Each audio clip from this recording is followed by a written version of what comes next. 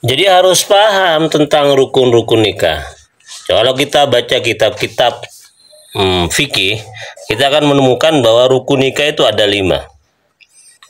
Yaitu pertama, harus ada suaminya loh ya. Yang kedua, ada istrinya. Yang ketiga, ada wali, 2 saksi, dan yang terakhir itu ada syigat ijab kabul. Kita bahas dari pertama tentang rukun yang pertama, suami. Syarat laki-laki yang akan menikah, ya, syarat sahnya laki-laki yang akan menikah, yang layak jadi suami itu ya. Pertama, tidak sedang melakukan ihram. Kalau sedang melakukan ihram, nggak bisa menikah, menikahnya batal. Yang kedua, atas kehendaknya sendiri, bukan dipaksa. Kalau paksaan, jelas tidak memenuhi syarat, bisa membatalkan keberadaannya sebagai seorang suami, yang kemudian bisa membatalkan pernikahan itu sendiri. Yang ketiga, tahu nama dan nasab perempuan yang akan dinikahi. Ya jelaslah harus tahu, masa nikah nggak tahu nama perempuannya dan orang tuanya. Yang keempat, ditain, orangnya jelas, yang akan dinikahi itu orangnya jelas.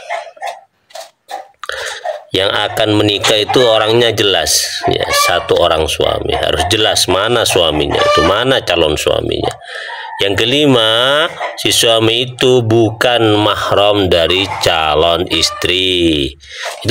Itu syarat-syarat dari rukun yang pertama, yaitu suami. Sekarang kita masuk kepada syarat-syarat rukun yang kedua, yaitu istri. Apa syarat perempuan yang dinikahi itu? Pertama, bukan istri orang lain. Jelas ini, bukan istri orang. Kalau istri orang lain tuh batal nikahnya, nggak boleh. Yang kedua, tidak sedang iddah. Tidak sedang iddah. Kalau iddah, tidak boleh menikah dengan orang atau perempuan yang sedang iddah. Yang ketiga, bukan mahram. Yang keempat, ditain, ditentukan, tahu siapa yang akan menjadi istrinya itu. Rukun yang ketiga, wali ya. Apa saja syarat sahnya wali itu ya? Kehendaknya sendiri. Jadi wali itu mengizinkan putrinya untuk menikah atau dinikah itu atas kehendaknya sendiri. Yang kedua, walinya itu baliw, harus baliw.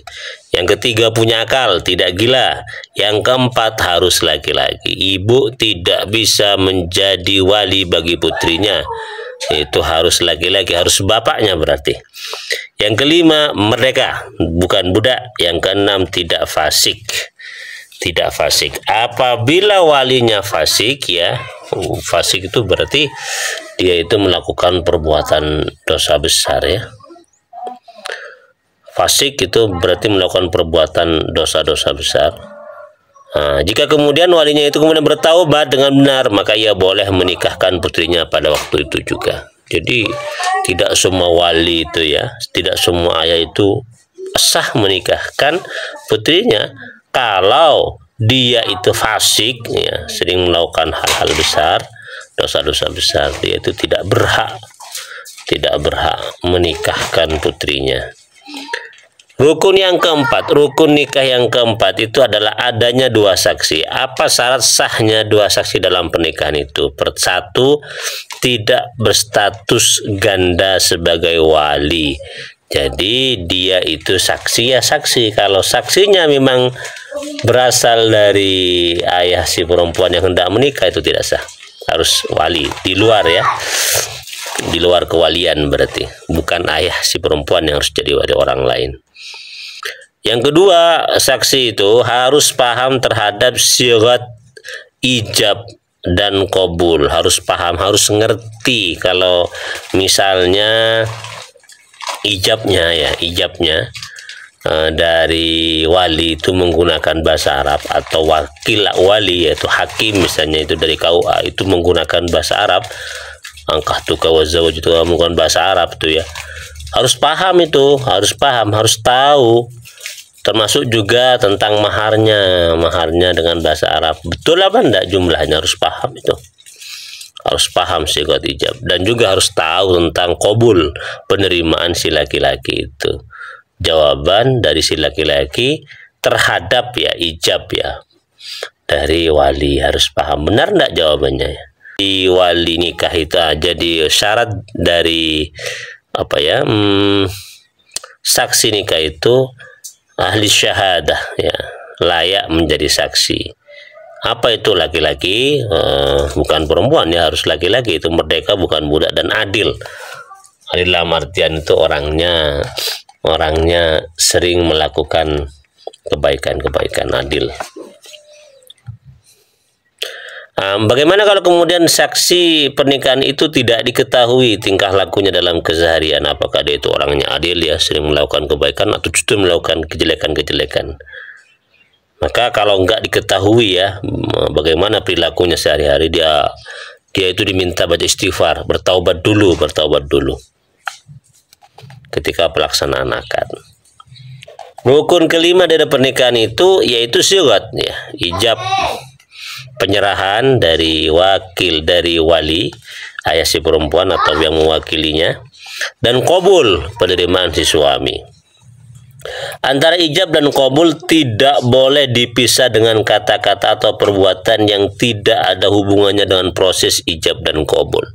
Jadi ijab qabul itu merupakan acara sakral, tidak boleh dipisah oleh apapun, baik perkataan atau perbuatan yang tidak nyambung dalam urusan ijab qabul. Kalau dipisah, ya batal ijab qabulnya, harus diulang lagi nih. Lafadz ijab hanya boleh menggunakan lafadz yang diambil dari kata zawwaja dan angkaha. Uzawwijuka ya, atau angkahtuka. Angkaha dan zawwaja itu fi'il madinya itu. Tidak boleh menggunakan kata-kata lain dari dua kata ini walaupun maknanya hampir sama dengan angkaha dengan zawwaja ini.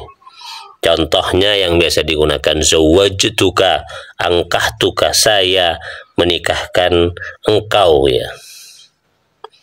Sementara lafadz qabul ya, penerimaan dari si laki-laki, itu bisa menggunakan kata qabiltu nikaha atau nakahtuha. Yang biasa itu menggunakan lafadz qabiltu, bisa menggunakan lafadz nakahtu, saya menikahinya.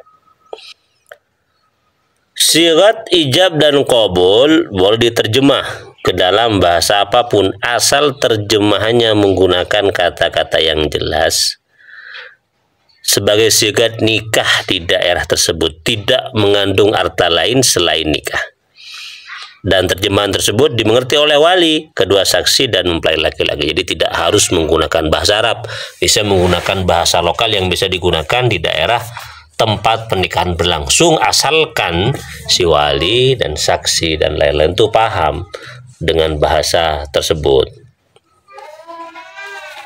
Contoh ini sigat ijab yang menggunakan bahasa Indonesia dari pihak wali, misalnya begini, aku nikahkan putriku. Nah, ini kan bahasa Indonesia. Qabulnya, penerima dari laki-laki, bisa menggunakan apa? Saya terima nikahnya, boleh itu. Bagaimana kalau yang mereka itu tidak bisa berbicara? Bisa menggunakan bahasa isyarat yang dapat dimengerti oleh orang banyak. Demikian 5 rukun nikah yang wajib dipahami oleh kita.